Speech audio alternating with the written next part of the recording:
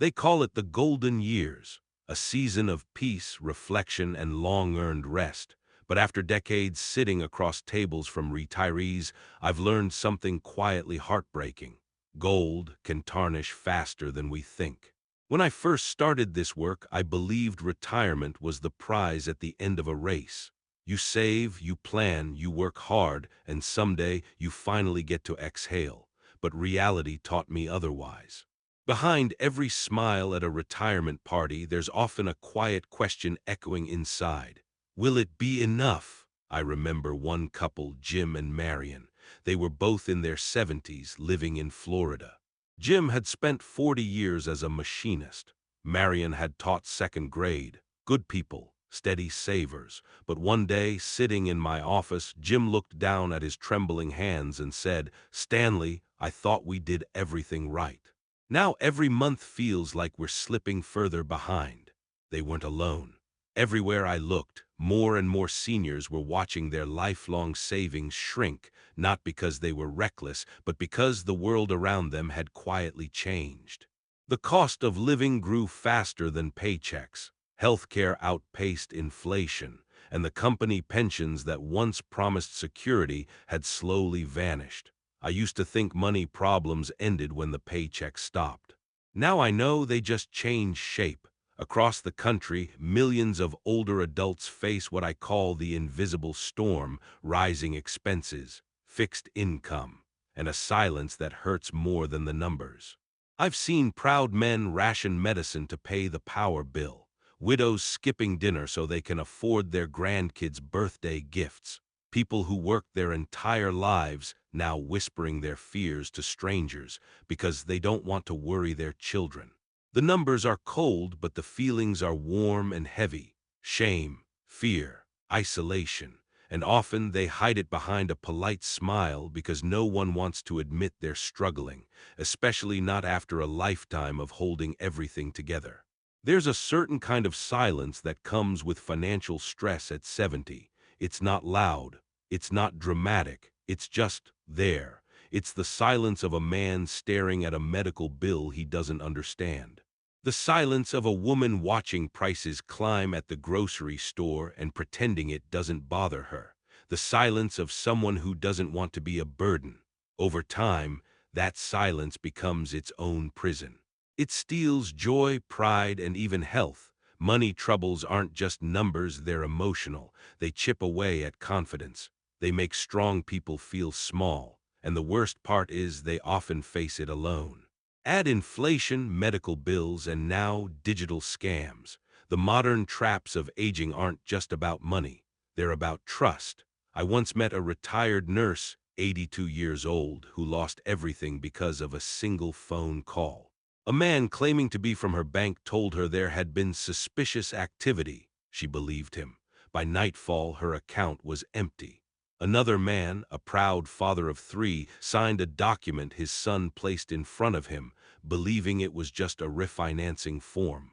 It wasn't. He lost the home he built with his own hands, and you know what both of them said to me? "I should have known better." But I tell them no, it's not ignorance, it's trust.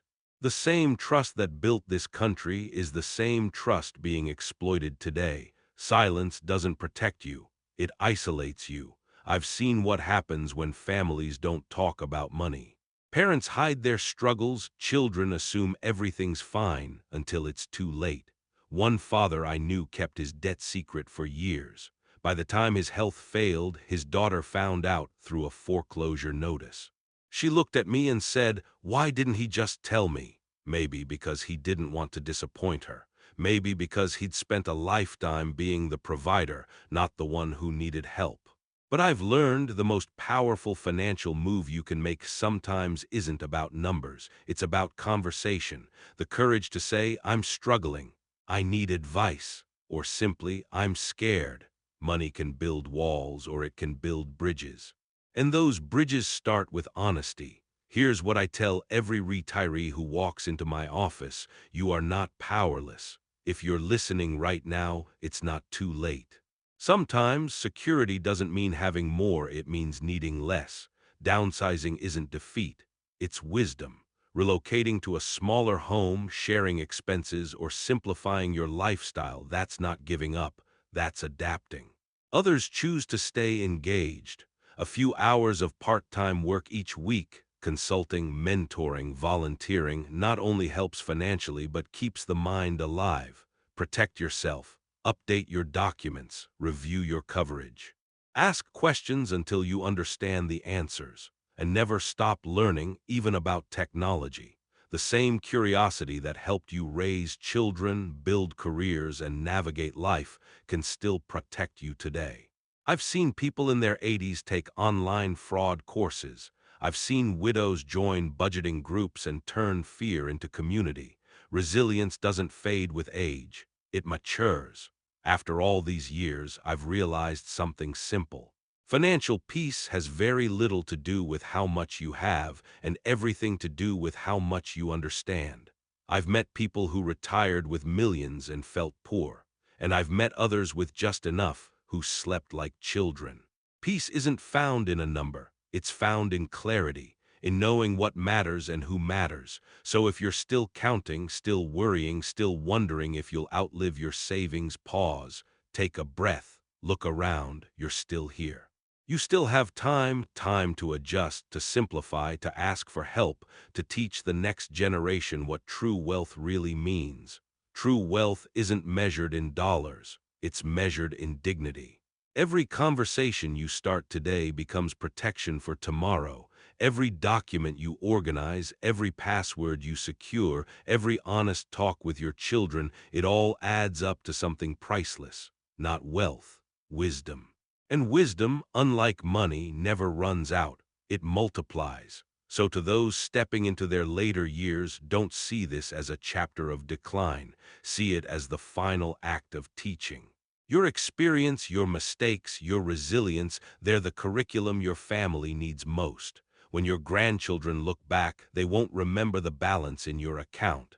They'll remember your steadiness, your calm, your courage to face hard truths with grace.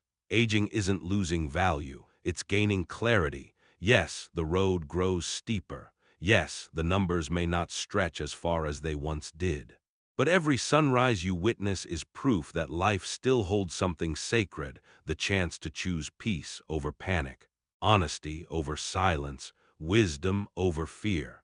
If I could whisper one thing to every retiree out there, it would be this. You are not alone, you are not forgotten, and you are not done. The golden years were never meant to be a battle for survival.